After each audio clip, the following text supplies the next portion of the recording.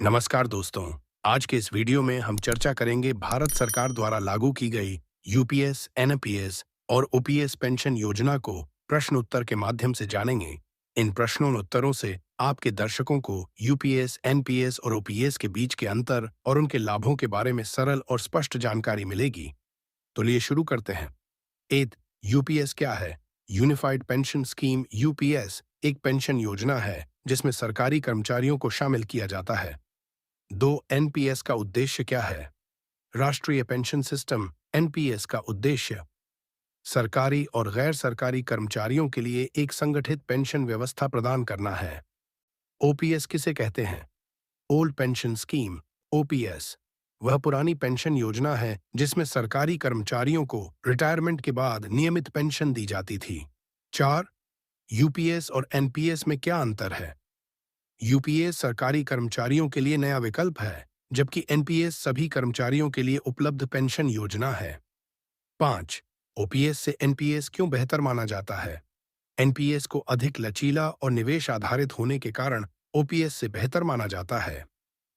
6. क्या यूपीएस केवल सरकारी कर्मचारियों के लिए है? हाँ, यूपीएस विशेष रूप से सरकारी कर्मचारियों के लिए डिजाइन की गई पेंशन योजना है। 7. एनपीएस के तहत पेंशन किस प्रकार दी जाती है? एनपीएस में पेंशन राशि निवेश के प्रदर्शन पर निर्भर करती है और यह रिटायरमेंट के बाद नियमित रूप से दी जाती है। 8. क्या ओपीएस फिर से लागू हो सकता है? कुछ राज्यों में ओपीएस को फिर से लागू करने की मांग की जा रही है, लेकिन यह अभी तक लागू नहीं हुआ है। 9. यूपीएस को कब लागू किया गया था? यूपीएस को 2024 में सरकारी कर्मचारियों के लिए नई पेंशन योजना के रूप में लागू किया गया। 10. एनपीएस में निवेश का लाभ क्या है? एनपीएस में निवेश से उच्च रिटर्न प्राप्त हो सकता है, जो भविष्य के लिए अधिक सुरक्षित पेंशन सुनिश्चित करता है। 11. एनपीएस में कितनी उम्र तक निवेश किया जा सकता है? एनपीएस में 18 से 65 साल की उम्र तक निवेश किया जा सकता है। 12. ओपीएस में पेंशन की गणना कैसे की जाती थी? ओपीएस में पेंशन की गणना कर्मचारी के अंतिम वेतन का 50% लेकर की जाती थी। 13. यूपीएस के तहत पेंशन राशि कब से मिलती है? यूपीएस के तहत पेंशन राशि रिटायरमेंट के बाद से मिलना शुरू होती है। 14. एनपीएस में अंशदान कितने प्रतिशत तक होता है? एनपीएस में कर्मचारी और नियोक्ता दोनों का अंशदान वेतन का 10% होता है। 15. यूपीएस में लाभार्थियों की सुरक्षा कैसे सुनिश्चित की जाती है? यूपीएस में लाभार्थियों की सुरक्षा के लिए गारंटीड पेंशन प्रावधान किया गया है। 16. क्या एनपीएस में टैक्स छूट मिलती है? हाँ, एनपीएस में अंशदान पर धारा 80C और 80CCD के तहत टैक्स छूट मिलती है। 17. ओपीएस को क्यों समाप्त किया गया? ओपीएस को वित्तीय दबाव और इसकी लागत को देखते हुए समाप्त किया गया और एनपीएस को लागू किया गया। 18. यूपीएस में रिटायरमेंट के बाद पेंशन कैसे निकाली जाती है? यूपीएस में रिटायरमेंट के बाद पेंशन एक निश्चित मासिक राशि के रूप में दी जाती है। 19. एनपीएस में निकासी के नियम क्या हैं? एनपीएस में 60 साल की उम्र के बाद 60% राशि एक मुश्त निकाली जा सकती है। बाकी 40% राशि से पेंशन दी जाती है। 20. क्या यूपीएस एनपीएस से बेहतर है? यूपीएस और एनपीएस के बीच तुलना निर्भर करती है कि आप गारंटीड पेंशन चाहते हैं या निवेश आधारित रिटर्न। 21. क्या ओपीएस में कर्मचारियों को लोन की सुविधा मिलती थी? नहीं, ओपीएस में पेंशन के लिए कोई लोन की सुविधा नहीं थी। 22. एनपीएस में एग्जिट ऑप्शन क्या है? एनपीएस में 10 साल की सदस्यता के बाद अंशधारक आंशिक निकासी कर सकते हैं और 60 साल की उम्र के बाद पूरी निकासी कर सकते हैं। 23. यूपीएस किस प्रकार की पेंशन योजना है? यूपीएस एक गारंटीड पेंशन योजना है जो सरकारी कर्मचारियों के लिए बनाई गई है। 24. एनपीएस में कितने प्रकार के खाते होते हैं? एनपीएस में 2 प्रकार के खाते होते हैं, टीयर 1, टीयर 2। 25वां क्या एनपीएस में अंशदान बढ़ाया जा सकता है? हाँ, एनपीएस में अंशदान को बढ़ाया जा सकता है, जिससे आपकी पेंशन राशि बढ़ सकती है। 26. यूपीएस का लाभ किसे मिलेगा? यूपीएस का लाभ केवल सरकारी कर्मचारियों को मिलेगा। 27. एनपीएस से कौन जुड़ सकता है? कोई भी भारतीय नागरिक एनपीएस से जुड़ सकता है, चाहे वह सरकारी कर्मचारी हो या प्राइवेट सेक्टर का कर्मचारी। 28 ओपीएस और एनपीएस में सबसे बड़ा अंतर क्या है?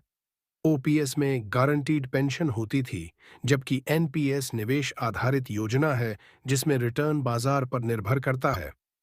29वीं यूपीएस में पेंशन राशि की गणना कैसे होती है? यूपीएस में पेंशन राशि कर्मचारी के सेवा अवधि और अंतिम वेतन के आधार पर गणना की जाती है। 30 एनपीएस में पेंशन का भुगतान कौन करता है? एनपीएस में पेंशन का भुगतान एन्युटी सर्विस प्रोवाइडर द्वारा किया जाता है जो आपने योजना के दौरान चुना था। 31 यूपीएस का मुख्य उद्देश्य क्या है? यूपीएस का मुख्य उद्देश्य सरकारी कर्मचारियों को रिटायरमेंट के बाद गारंटीड पेंशन प्रदान करना। एनपीएस में निवेश की सीमा क्या है? नीपीएस में निवेश की कोई ऊपरी सीमा नहीं है, लेकिन न्यूनतम योगदान प्रति वर्ष 1,000 रुपये होना चाहिए। 33 क्या ओपीएस में योगदान की कोई आवश्यकता थी? नहीं, ओपीएस में कर्मचारियों से कोई अंशदान नहीं लिया जाता था। यह पूरी तरह से सरकारी निधि से संचालित होती थी। 34 यूपीएस और ओपीएस में सबसे बड़ा अंतर क्या है? यूपीएस में पेंशन योजना नई नीतियों पर आधारित है, जबकि ओपीएस में गारंटीड पेंशन होती थी। 35 कि क्या एनपीएस में आंशिक निकासी की अनुमति है? हाँ, एनपीएस में आंशिक निकासी की अनुमति है, लेकिन कुछ विशेष परिस्थितियों में ही। 36 यूपीएस के तहत पेंशन भुगतान की प्रक्रिया क्या है? यूपीएस के तहत पेंशन भुगतान सरकार द्वारा निर्धारित नियमों के अनुसार होता है, जो सेवा के वर्षों और अंतिम वेतन पर आधारित है। 37 एनपीएस में टीयर 1 और टीयर 2 खातों में क्या अंतर है? टीयर 1 खाता रिटायरमेंट के लिए अनिवार्य होता है, जिसमें निकासी सीमित होती है, जबकि टीयर 2 खाता वैकल्पिक होता है और इसमें निकासी की अधिक स्वतंत्रता होती है। 38 क्या यूपीएस सभी सरकारी कर्मचारियों के लिए अनिवार्य है? हाँ, यूपीएस कुछ श्रेणियों के सरकारी कर्मचारियों के लिए अनिवार्य है, जिन्हें नई पेंशन योजना के तहत शामिल किया गया है। 39 एनपीएस में पेंशन कितने प्रकार की होती है? एनपीएस में पेंशन कई प्रकार की होती है, जो एन्युटी सर्विस प्रोवाइडर द्वारा प्रदान की जाती है, जैसे लाइफ एन्युटी, जॉइंट एन्युटी आदि।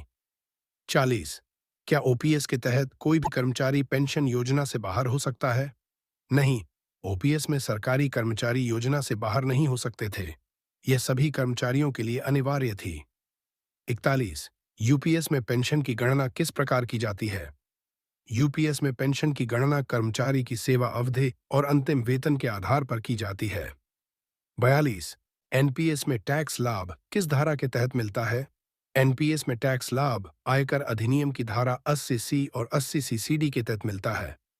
43 क्या ओपीएस में पेंशन राशि निश्चित होती थी? हाँ, ओपीएस में पेंशन राशि कर्मचारी के अंतिम वेतन का 50% लेकर निर्धारित की जाती थी। 44 क्या यूपीएस में रिटायरमेंट के बाद एक मुश्त राशि निकाली जा सकती है? नहीं, यूपीएस में पेंशन केवल मासिक आधार पर दी जाती है और एक मुश्त राशि की निकासी की अनुमति नहीं है। 45 एनपीएस में पेंशन की योजना कैसे चुनी जाती है? एनपीएस में पेंशन योजना को एन्युटी सर्विस प्रोवाइडर की सूची से चुना जाता है, जिसे पीएफआरडीए द्वारा अधिकृत किया गया है। 46 क्या यूपीएस में अंशदान की दर निश्चित है? हाँ, यूपीएस में अंशदान की दर सरकार द्वारा निर्धारित की जाती है और यह सेवा की अवधि के अनुसार होती है। 47वां एनपीएस में योगदान कब तक करना पड़ता है? एनपीएस में योगदान 60 साल की उम्र तक करना पड़ता है, जिसके बाद पेंशन निकाली जा सकती है। 48 यूपीएस और एनपीएस में कौन अधिक लाभकारी है?